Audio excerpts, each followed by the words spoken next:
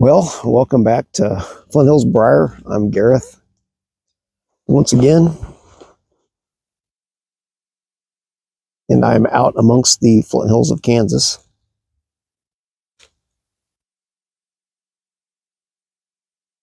Out camping for the weekend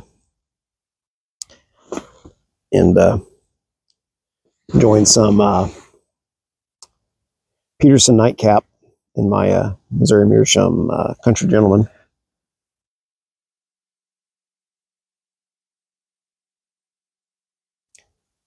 I don't know if something with my sense of taste / smell is off, but I'm tasting a lot of Orientals in this, but not necessarily much Latakia. So I don't know what's up with that. Had some of this a couple of days ago at home, and I definitely tasted Latakia then. I don't know, maybe I'm coming down with COVID or something. It's messed with my sense of smell. I know at work, a few days back, we scanned somebody, an inpatient that they brought down. A couple hours later, they called down and said that, oh yeah, that patient, they have COVID now. So I was definitely exposed to somebody, but, you know, for what that's worth.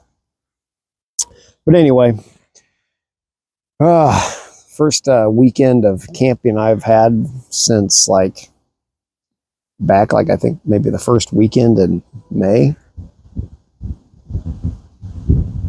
Back while I was doing the Codger Challenge.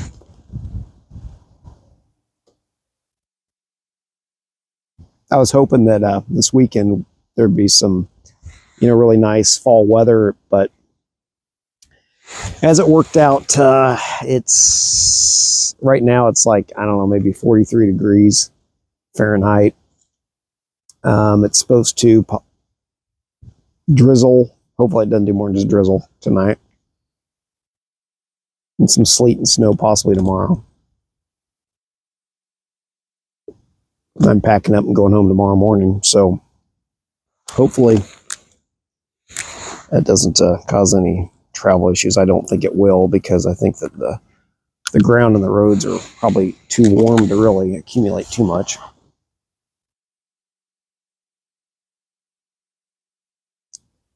But I'm camped down in this area where it's about as sheltered from the wind as you're going to find in any place in Kansas. It's a bit breezy, which, if it's warm enough, that's a nice thing. When it's on the cool side or cold, it's not so nice.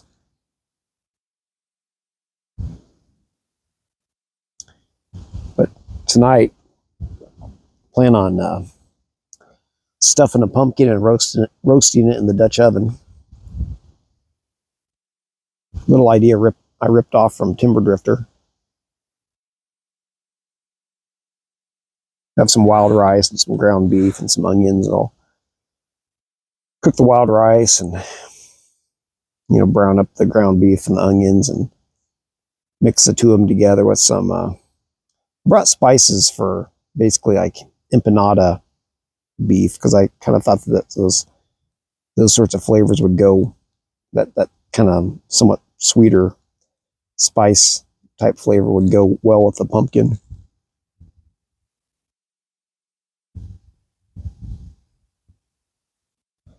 So hopefully I'll have a good dinner tonight. Good supper. A lot of the leaves around here are changing. Still a good number of green leaves though on some trees, but some trees have pretty much lost all their leaves already. Other ones have nice color to them and are falling off. Other ones are, haven't even started really turning yet, although I'm sure they're just around the corner. I think it got down to about 27 degrees here last night, according to my thermometer. So I had a decent freeze last night. I know back home it hadn't frosted until probably last night. Hadn't done it before that. Had a couple, frost advisories that we brought plants in for, that sort of thing already, but it didn't frost either of those times.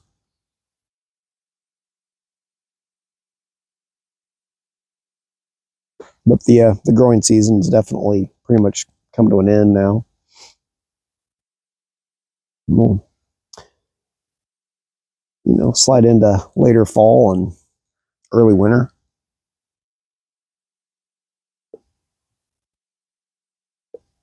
I always really look forward to fall every year. It's my favorite time of the year. But I do hate to say that I think a lot of times, like a lot of things in life,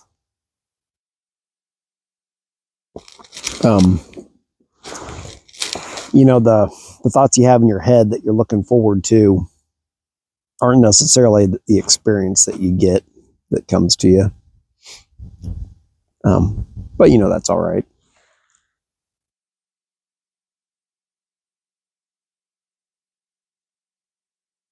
It's not all, fall's not totally all about, caramel apples and pumpkin spice and all that sort of stuff. Last weekend, my wife and I went to the local haunted forest trail thing that I mentioned in my last video. And it was, there have been times where we've been out there, standing in line to go through it, where it was pretty darn cold, or cool. In my temperature experience thing, I would call it cool, not chilly. Sorry, I would call it cool or chilly, not cold. In my opinion, it's not cold unless you inhale in your nose really deeply and it freezes the moisture in your nose. That's when it's cold, and it wasn't like that at all. Obviously, it was above freezing, I believe. But anyway, last week it was on the warmer side. You probably definitely want to wear a sweatshirt or something. But my wife was remarking that it was almost too warm. But it was nice though. Really can't complain. Although it almost didn't quite seem fall-like, but it was cool enough. But that's what we did last weekend. Oh, I have to say, I was my last video where I talked about Halloween and kind of my experiences growing up with it and kind of not growing up with it at different points in time,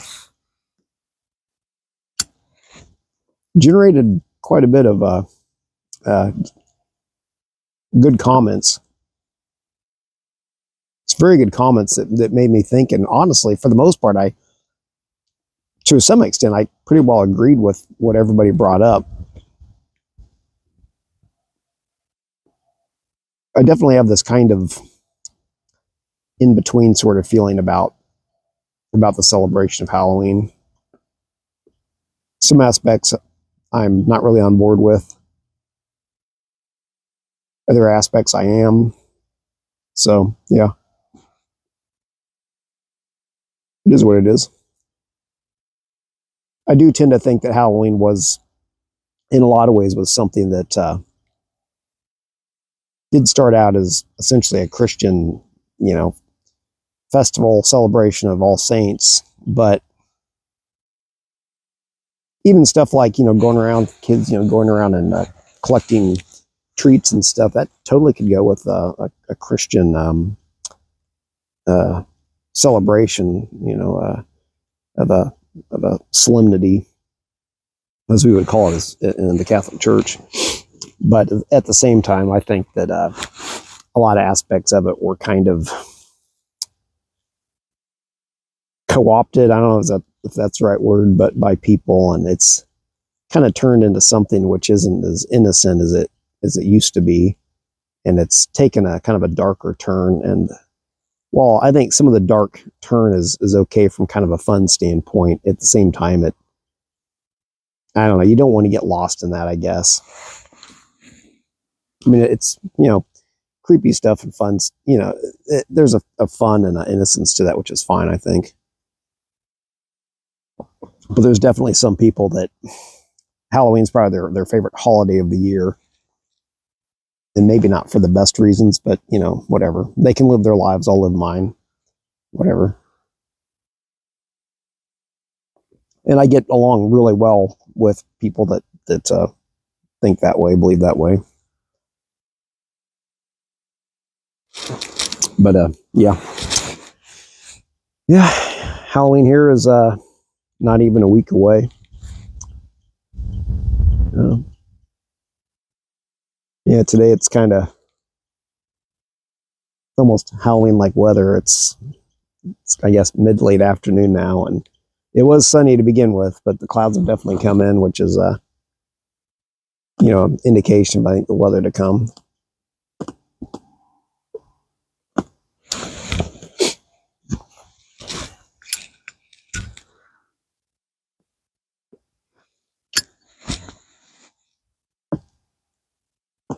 Heard some barred owls calling last night, carrying on as they like to do. I even heard one or two of them back here earlier this afternoon calling. There's a guy, Mike McClellan, I think is his name, who actually, interestingly enough, he has written, and I think he's an illustrator also. He has some books, or a book at least, which I think it's about ultralight backpacking, and I think I don't have it. I want to get it because I think it might be interesting to read, but I think it's kind of more of a graphic, kind of like comic type illustration type book about ultralight backpacking, which is something that I'm interested in. But he also, where I ran across him, was these books. First one I think is called The Messengers, and there's like a sequel to it, which is something similar. But it's all about his idea that owls, like seeing owls and hearing owls, are oftentimes connected to UFO and you know, alien abductee experiences. And he goes at all this, like, you know, these people that have like into this like shamanistic stuff and just all these, you know, supposedly abducted people and all this so and so, you know, alien stuff. And I just I don't really buy into that. I'm not saying that there aren't unidentified aerial phenomenon, as we call them nowadays, UAPs or UFOs. I think obviously people are seeing some weird stuff, and we're even getting it on some pretty sophisticated sensors, you know, visual and also otherwise with some of our military stuff. But I'm not really, I don't really buy that people are getting abducted necessarily. I think some of those stories tend to be people being confused about stuff, or in some cases just kind of making things up. I don't really want to get too deep into that. But anyway, this guy has this book, and he's pretty much saying that if you see owls a lot and hear them and all that sort of thing, it quite possibly means that you've been abducted by aliens, and he has reasons to think that in his mind anyway. But I hear owls all the time when I'm out camping, even at home. We have a barred owl that heard calling just outside the house the other day. I see owls on occasion. And yeah, I don't think I have had any sort of alien abduction experience whatsoever. But I always kind of think of that now when I hear owls. I just kind of have to sort of laugh to myself about that. But yeah, anyway, I'm going to draw this video to a close. I have another one I'm going to record here just after I'm done here with this pipe. I'll load up another one. But I'm Gareth with Mountain, if I can keep things straight. I'm Gareth with Flint Hills Briar. I'll see you next time.